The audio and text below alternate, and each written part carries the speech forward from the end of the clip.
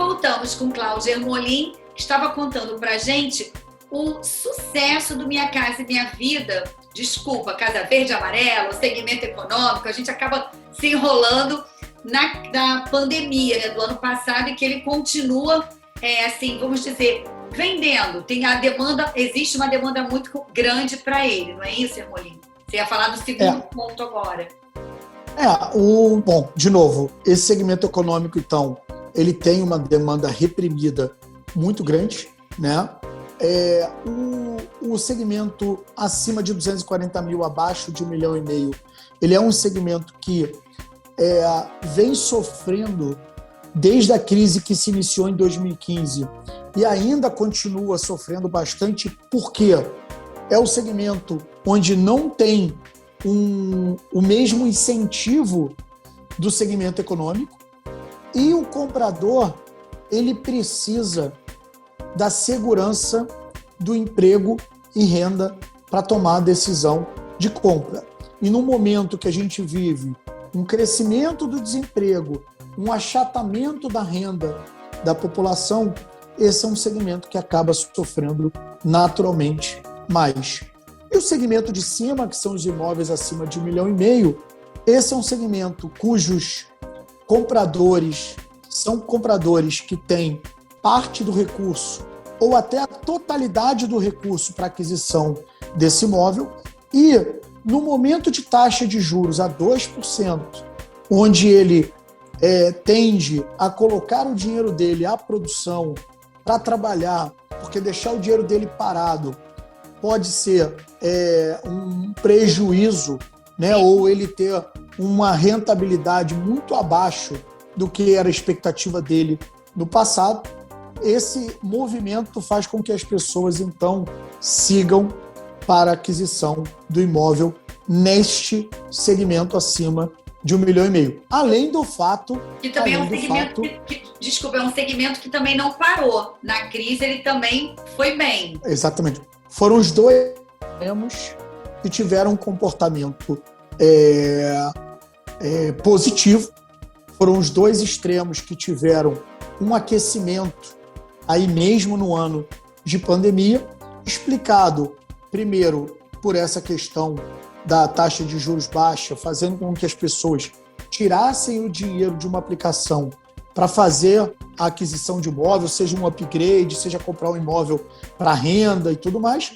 E o fato de que em situações onde você tem uma incerteza, uma instabilidade do cenário econômico no médio prazo, né? Ou seja, a gente ainda vive um cenário de incerteza, né? A gente viveu em 2020 ainda mais incerteza, porque em 2020 a gente não tinha ainda a vacina pronta, não sabia quando ela ficaria pronta, não sabia quando começariam a se aplicar as vacinas.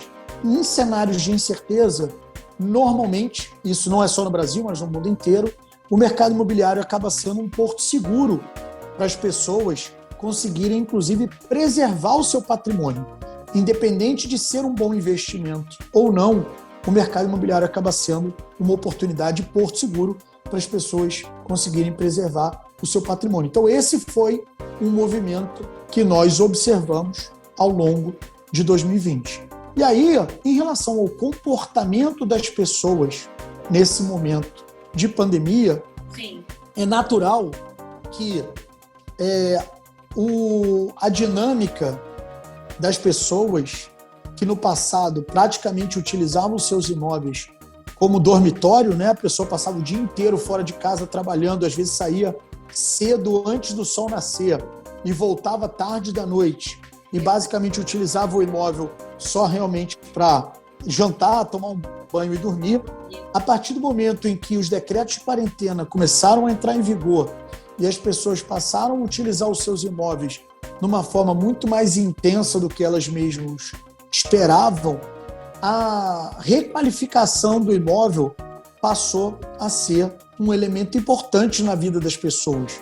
E o que é essa requalificação? É uma nova visão do que é relevante e o que não é relevante dentro de um imóvel no momento em que você passa a ficar praticamente o dia inteiro dentro de casa.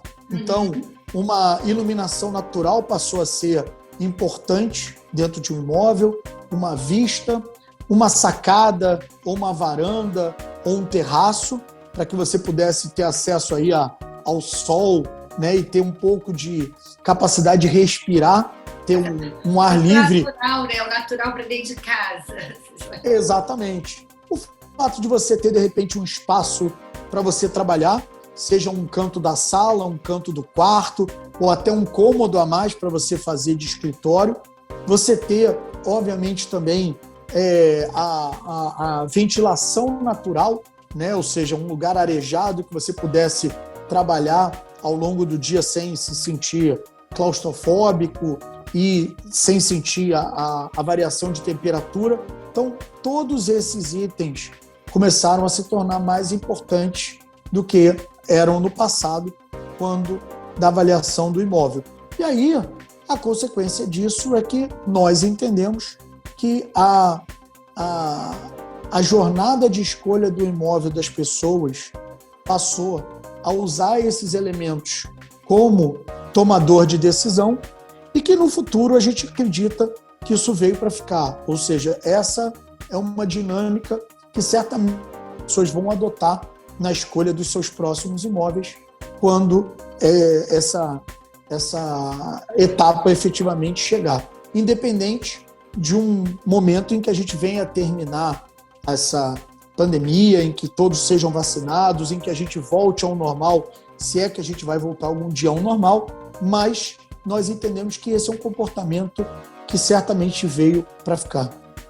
E os preços, diante disso tudo? Porque alguns bairros, vamos falar aqui do Rio, a gente sabia, acompanhava que tinha um estoque de Recreio, a Barra um pouco, eu não sei se Jacarepaguá também, bom, enfim. E o estoque também está diminuindo. E os preços já podem subir, já essa sinalização. Como está isso? Bom, uma outra dinâmica importante que aconteceu no mercado foi que quando a gente começou a retomar o mercado imobiliário no Rio de Janeiro, já a partir do final de 2018, meio do ano de 2019 e ao longo de 2020, a gente viu uma mudança no comportamento do mercado, onde tradicionalmente os bairros da Zona Oeste eram os bairros com maior quantidade de lançamentos por ano, né? Recreio, Barra, Jacarepaguá, Campo Grande. Esses bairros passaram o protagonismo para bairros da Zona Sul, né? Então, Botafogo, Laranjeiras, Leblon, Flamengo, passaram a figurar como os bairros de maior volume de lançamentos. Basicamente, por quê? Primeiro, a gente, como eu falei, a retomada do mercado aconteceu nas extremidades, né? Então, hoje, quando você fala de imóveis acima de 1,5 milhão, você tem uma concentração muito grande desses imóveis na Zona Sul. E segundo, porque a gente ainda tinha uma concentração de estoque muito grande nos bairros da Zona Oeste. Barra, Recreio, Jacarepaguá, Campo Grande, ou seja, os bairros que mais lançaram no passado foram os bairros que mais tinham estoque nesse presente momento. Consequentemente, ao longo desse período, os estoques foram sendo consumidos nesses bairros da Zona Oeste e os bairros da Zona Sul, que sempre tiveram pouco estoque, foram os bairros onde a gente mais observou os lançamentos. E aí, Cristiane, é natural, como em qualquer outro mercado, como em qualquer outra indústria, quando você vai reduzindo o estoque, você vai abrindo, então, espaço para novos lançamentos, novos produtos. Consequentemente, os novos lançamentos já vêm num preço acima do estoque que antes existia naquela região. Então, assim, enquanto você tem estoque, é natural que exista uma pressão de preço de venda para baixo. Sim. Quando esse estoque vai terminando, essa pressão termina e você tende a ter uma retomada na elevação dos preços de venda dos imóveis. E esse ano já existe assim, uma expectativa de lançamentos? E a Zona Sul vai continuar nessa liderança, vamos chamar assim, de lançamentos? Ou outros bairros da Zona Oeste, até mesmo a Baixada ou a região serrana, dos lagos? Existe algum... Você já tem dados sobre isso? Então, a nossa expectativa para o ano de 2021 é que o comportamento do mercado ele continue semelhante ao que aconteceu em 2020, ou seja, as extremidades continuem se sobressaindo, né? Então, esse segmento econômico ele vai continuar sendo importante e relevante no volume de lançamentos no mercado imobiliário do Rio de Janeiro, e o segmento acima de 1,5 milhão também. Essa é a nossa visão. Certamente, com isso, os bairros da Zona Sul vão continuar tendo um protagonismo nesse volume de lançamentos, né? Então, devemos sim ter ao longo de 2021 também um volume de lançamentos considerável no bairro da Zona Sul, nos bairros da Zona Sul, em relação a outros bairros.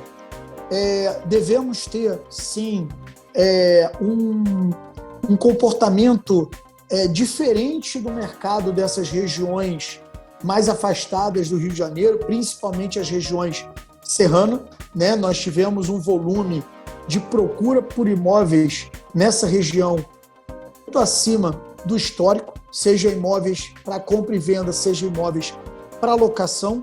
E é isso basicamente dado o fato de muitas empresas ainda estarem adotando o home office, outras empresas já se pronunciaram como possivelmente a adoção do home office por um bom período de tempo, pode ser inclusive até para sempre, mas também a gente observou que muitas atividades econômicas, principalmente de profissionais liberais, eles viram que é possível que você consiga fazer uma rotina diferente do que você tinha no passado, de encontros presenciais, de escritórios na cidade, de permanência praticamente todos os dias no escritório.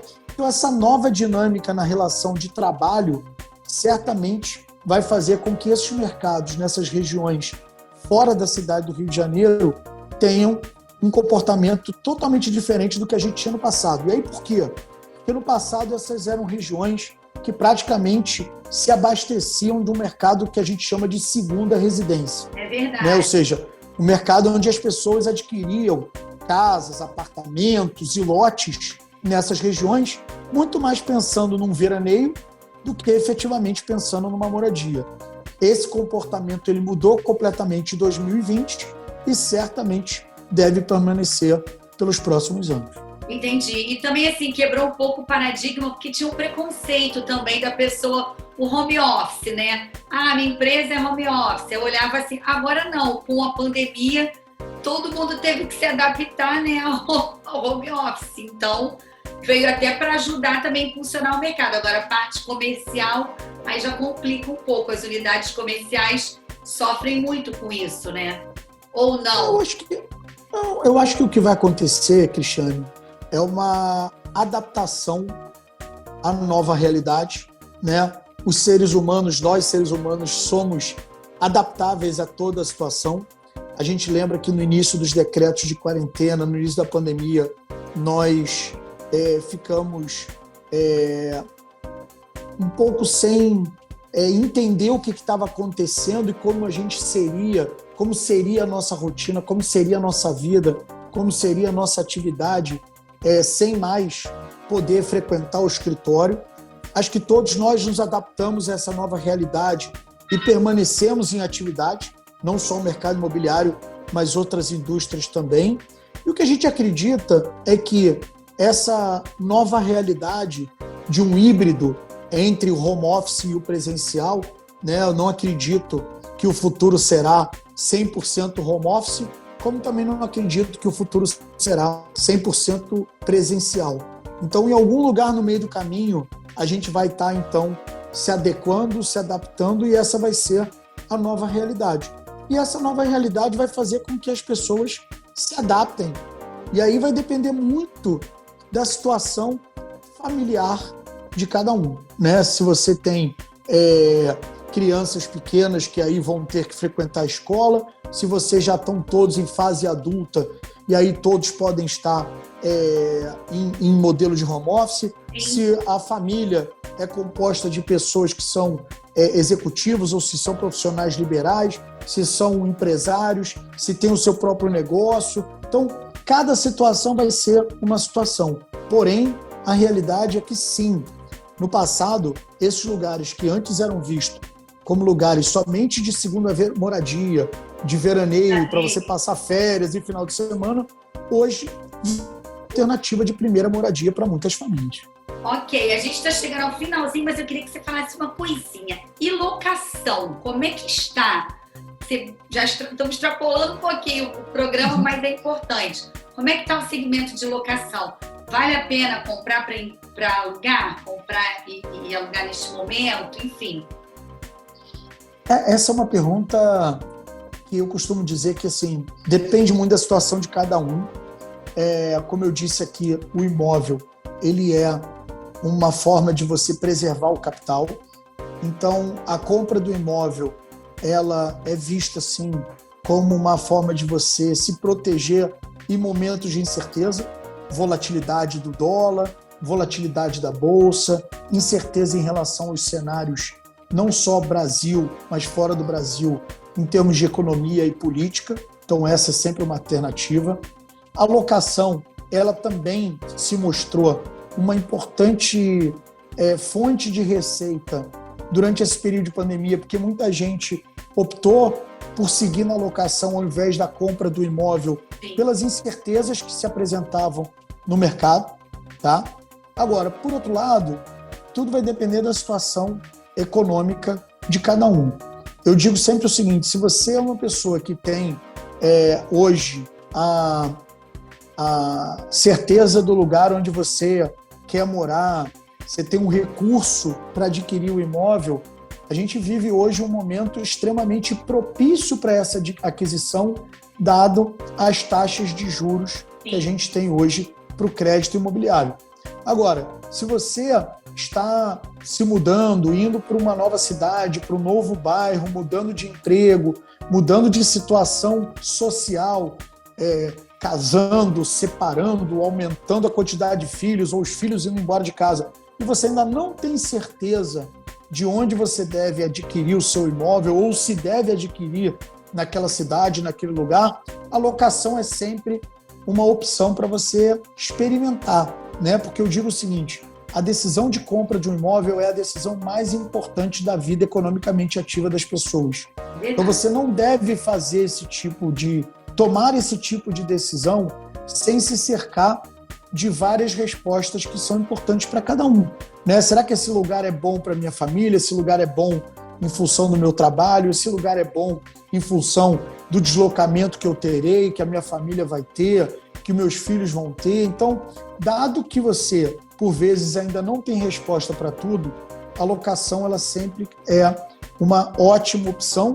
Ou, se você, no momento, não se encontra em condições financeiras para adquirir um imóvel, certamente a locação é uma excelente opção, até porque você pode estar destinando o recurso que você tem para investir no negócio, para investir em você, né, numa qualificação, num curso, numa melhoria profissional. Então, de novo, né, eu costumo dizer que o imóvel, tanto a locação quanto a compra, é uma decisão de investimento e é a decisão mais importante da vida economicamente ativa da pessoa. Então, você precisa avaliar como está o seu momento para essa tomada de decisão. Se você está no emprego, se você tem uma estabilidade nesse emprego, se a tua expectativa nesse emprego é de ganho ou de manutenção do ganho, aumento ou redução ou manutenção, para que isso efetivamente entre na conta. Vamos lembrar que a aquisição do imóvel, quando feita com crédito imobiliário, isso compromete em torno de 30% da renda familiar durante 25 a 30 anos. Exatamente. Então, é um investimento relevante para que você não faça isso sem ponderar todas essas questões. Pois é, assim, para fechar, assim, não compre nem alugue por impulso, né? pegue as suas dicas, o nosso bate-papo e analise, faça as continhas, né? Faça um planejamento mesmo, né? Para não Exatamente. se precipitar.